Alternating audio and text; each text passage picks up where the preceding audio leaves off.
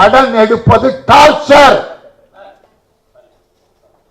இல்ல உட்காரு, நீ அப்புறம் பேச என்ன சொல்லு. இல்ல என்னை விட அனுபவம் உனக்கு இருக்காது. என்ன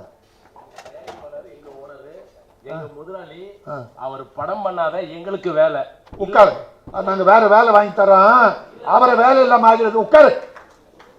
பெரிய எதிர்ப்பு இப்ப தெரிய வந்துட்டாரு. நாங்க பட்டோங்கயா. எத்தனை பேரை காப்பாத்திருக்கீங்க? எத்தனை புழுல காப்பாத்திருக்கீங்க? 10 வருஷமா படம் எடுத்த புழு சேர்க்க 10 வருஷமா எடுக்கு சார். 100 வருஷமா. உட்காருங்க தம்பி.